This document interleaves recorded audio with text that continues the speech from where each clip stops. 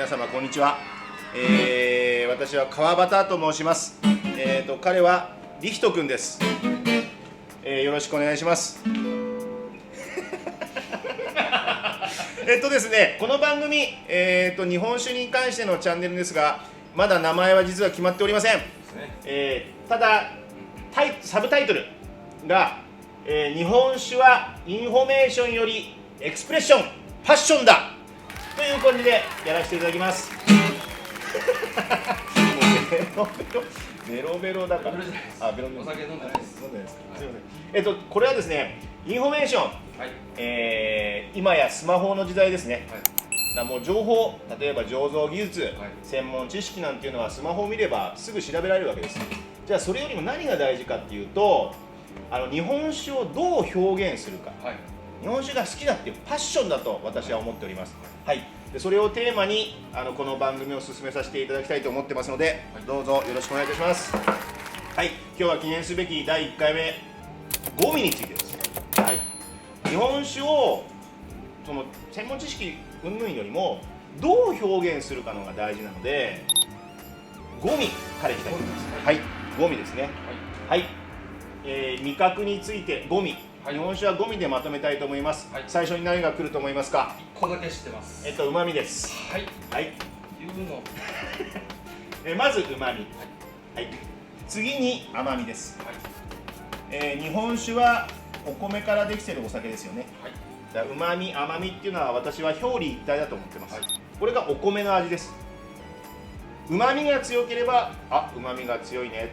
ちょっと濃純だね。甘口だね。で甘みが強ければ甘いね、そういうふうに捉えるような感じですね。でここにさらにしたたかみ、酸味です。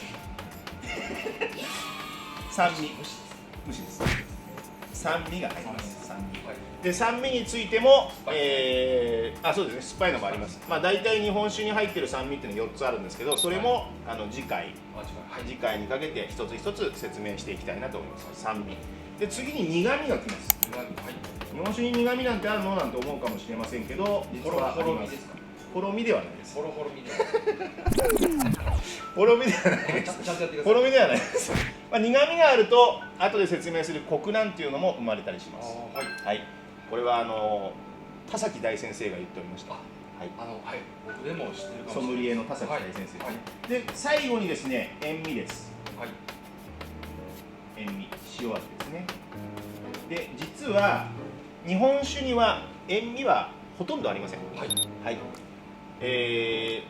本酒を表現するときにはこの5味で説明するんですけど、塩味がないので、ほぼ4味で説明するんですけど、わざわざここに入れたっていうのはここ大事です。人間が美味しいって感じるときは、人間の脳内でこの5味のバランスが取れたときなんです。ちょっと余談ですが、ここに渋みが入ってコーヒー業界では6味で表現したりします。ただ日本酒はここの5味でいきますね。脳内でこのバランスが取れた時は美味しいって感じるそうなので、だから、昔から日本酒に塩味の強い食べ物を合わせるとお酒のあて、例えば塩辛だったりとかする。多いですね。塩気があるものは。そうです。塩辛とかを合わせると脳内でこのバランスが取れて美味しくなると。例えばなんかこうマスにちょっと塩なんかやってピュッて飲んだり昔しましたよね。そういうのが関係してくる。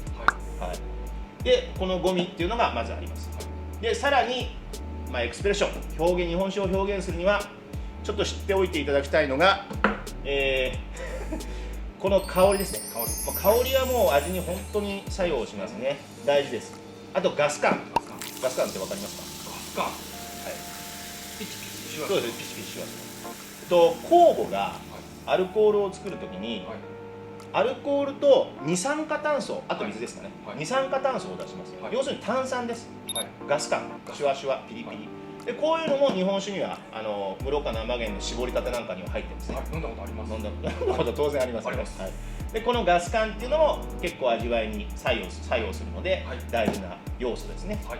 ゴミ以外でね。であとアルコール自体の味、これ書きましたけどちょっと分かりづらいかもしれませんけど、ウイスキー、もう度数が引かなくていいです。ウイスキーの独特なアルコールの甘みですかね。引かなくていいですよ。甘みです。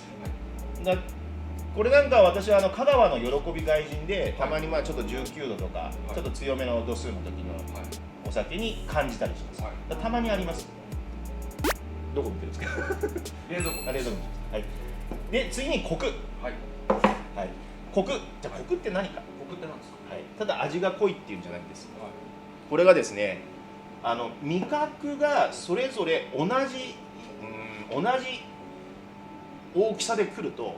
人間はコクを感じます。だから先ほど言った田崎先生がコクには苦味が大事なんだよってちょっと言いましたけど、程よい苦味があると、よりこのゴミのバランスが取れてドーンとコクになってしまうわけです。これちょっと説明しづらいんですけど、例えば全部の味覚を便宜上数字で表すとして、数字で表す。ちょっと面倒くさいですけど、また何か引こうとしてます。よく見てますね。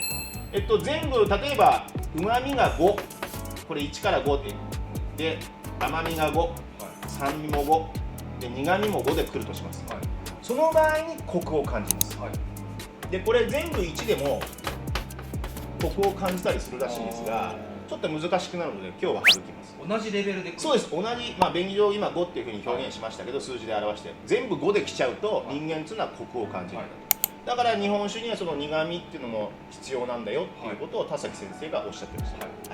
で最後にこのキレ。最後じゃないかな。キレです。私も日本酒の居酒屋を長年やってますので、よく辛口が好き、甘いお酒はちょっと苦手っていう方多いんですけど、ちょっと甘みうまみがあって最後にキレがあるお酒なんかを出すと、美味しいねなんて感じてくれる。キレです。美味しいねって感じてくれるお客様多いです。だから実は、辛口についても次回説明しますけど、キレが大事なんだよ。昔から言われてますね。キレがある日本酒がいい日本酒だって。キレ、この後味も日本酒を構成する要素、味わい、表現する時の要素として大事なものです。ちょっとここに米印で複雑性って書きましたけど、これはちょっとコクに通じるものがあって、ちょっとこれも説明しておきたいんでいいですか？大丈夫です。だから言いますか？どうぞ。でですね、何ですか？いいですか？ちょっともう酔っ払ってるんで、もうちょっと早め。お酒飲んでる。早めていきますけど、複雑性何かっていうと、この5味、塩味以外、日本酒は塩味がほとんどないので、この4味が同時に来ちゃうと人間って味覚が麻痺して分かんなくなっちゃうんです。うまみが強ければこれはうまみが強いお酒だね。甘みが強ければこれは甘いお酒だね。酸味が強ければこれはちょっと酸味が強いなっていうふうになるんですけど、これがそれぞれバランスが取れてるお酒ってたまにあるんですね。例えばですね、島根の王六、あと香川の喜び外人、あれが代表するものだと思うんですけど、もう味覚の複雑性なんですね。もうどう表現したらいいか分かんない、ちょっと人によっては辛く感じたりもするし、でもうまみ甘みも感じるし、そういうお酒があります。ブルゴーニュワインって知ってますか？知りません。そうでしょうね。ブルゴーニュ地方で作られるワインっていうのは複雑性が魅力だと言われてますが、シャブリなんかも大変。シャブリですね。シャブリ。そこは何度も言わなくていいです。そういう番組じゃないです。違います。そういうのやめてください。あとモンラッシェ。初めて聞きました。今度説明します。ただそのブルゴーニュ地方のワインが複雑性が魅力だって言ってますけど、さっき言った王六、外人を代表するように日本酒の方が複雑性があってコストパフォーマンスが高くて美味しいお酒も多ございます。はい。ちょっと複雑性っていうのも入れておきますね。で以上が、今日記念すべき第1回目で日本酒をどう表現するかっていうふうに、伝えると酔ってますね。伝える時の日本酒の味わいの構成です。味わいにはこういうものがあるよっていうことです。まずここを分かれば、日本酒がもっと楽しくなってもっと日本酒に親しみやすくなると思うので、ぜひ今回はここだけちょっと覚えておいていただいて、でちょっとなんか一つ足りないなと思うのもありません。わざとらしい辛口辛口。辛口のお酒くださいって多いですよね。そう、団中でもね、は説明されてましたね、3、4年前に。い。はい。辛口のお酒って何ですか。はい。辛口って何かって話を、今日は1回目ですけど、次回辛口のお酒についてです。次回です。次回です。はい。ただ辛みっていうのは、これは味覚ではありません。今やるんですか。今です。あ、じゃあ今触りです。触りです。触りです。辛みっていうのは味覚ではないです。はい。痛覚です。痛覚。痛いです。痛いですか。痛いです。痛覚になる。痛覚で、痛覚なので味覚ではありません。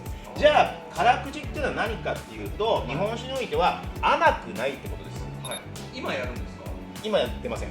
触りです。触りです。すみません。触りです。はい。ということで、はい。今回はもうとにかく日本酒は情報より、専門知識より、はい。醸造技術がうんぬんとかそういうことじゃなくて、はい。どう表現するかなので、はい。まずこの五味、あとこの日本酒を構成する味わいっていうのを、はい。ぜひ覚えていただいて、終了させていただきたいと思います。はい。今日は次回は辛口についてを説明したいと思いますので、はい、どうぞよろしくお願いいたします。